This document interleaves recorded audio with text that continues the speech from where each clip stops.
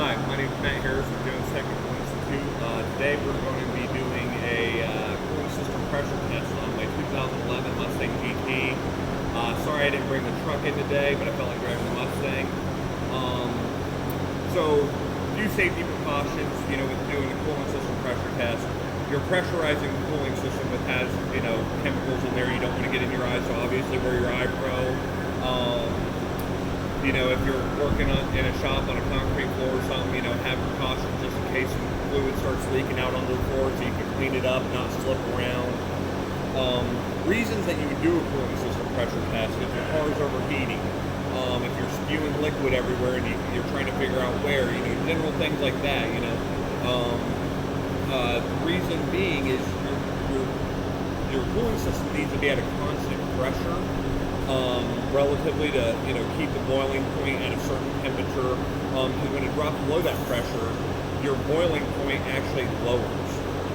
Air gets in there and it actually makes it easier to boil, which makes your car overheat a lot faster. Or you lose your cooling fluid altogether, and then your car just overheats. You can seize the engine, things like that. There's different types of pressure caps that you need to be aware of. You got the traditional radiator or the expansion tank style. A lot of the newer cars have the expansion tanks. Trucks also.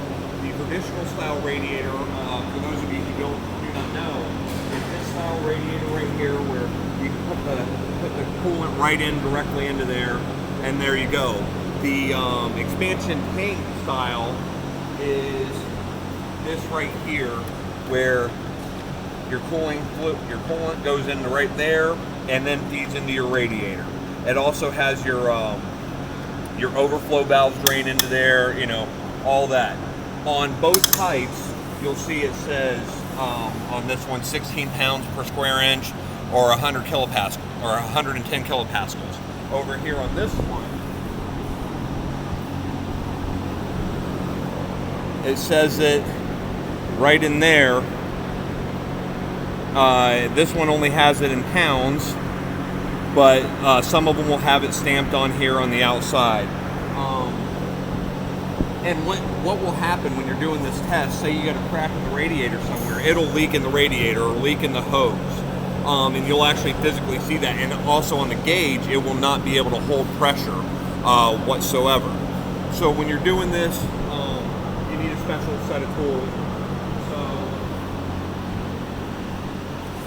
Over here we have Snap-on's pressure testing set.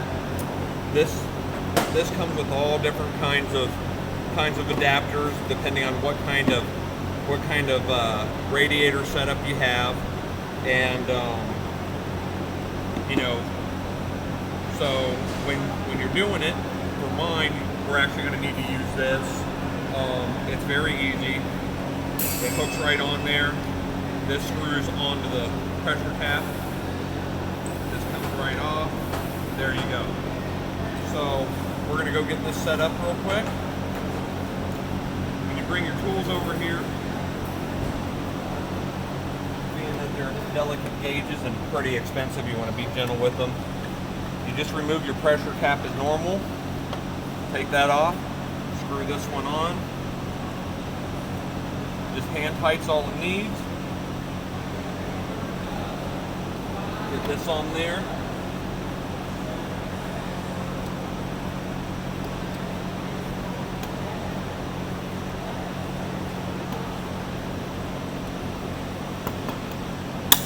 There it goes. Have the quick release valve open. So that goes on there just like that. And like I said, as you're doing it, you want to make sure it's on there tight. Nothing should blow off, hoses shouldn't pop off, but just in case, you got your safety glasses on.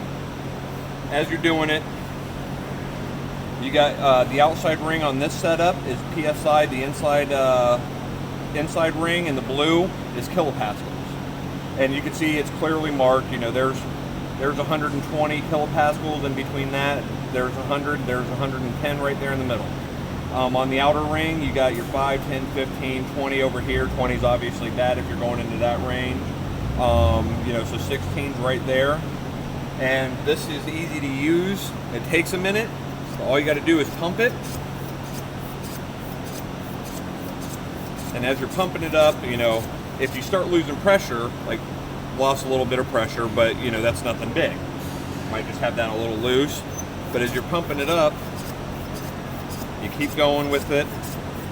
And now if you got a leak in your system, typically right about there, you might get a little pressure, and then it's just going to start fluttering and dying back down, dropping down to 0 or 5, depending on how big the leak is, how big the hole is. You know, if it's pretty big, then you know you might not get any pressure whatsoever. So you got to get it up here. We're at 15. There's 16. A little over is not too bad for it. I was always told to let it sit for a minute or so. You know, maybe not a full minute, but just to see if the pressure's holding. Because you know there might be something clogging the hole where, you know, if it's a little pinhole or a small enough hole that a piece of debris in there, it could be clogging it. So you let it sit for a minute, because your engine's going to be under pressure anyways when it's running. And you know, so we've let it sit for a little bit. It's good. Some of these pressure guns have the squeeze handle like grease guns do to use.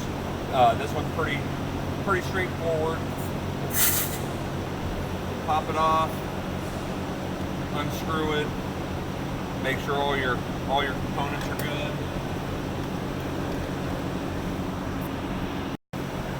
So another good practice, especially since I borrowed these tools, and you know I always do it with my tools anyways, but you want to make sure you clean it up, because these rubber rings in there, you know, they give way over time, but no need to speed up that process. And I mean, it's always good practice to clean your tools.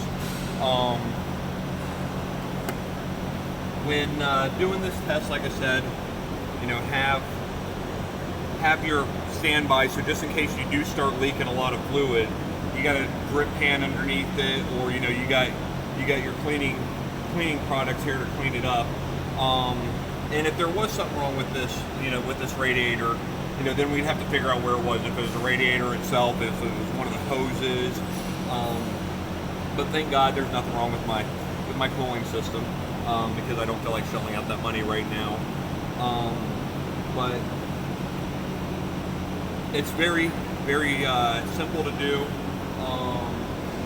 I would say cheap if you already had the tools. If you do not have the tools, it's not cheap, because some of these tools can get rather expensive, especially if you need the adapters. And I always recommend you buy the right tools for the right job and good tools. But that's everything. Thank you for watching. Have a good day.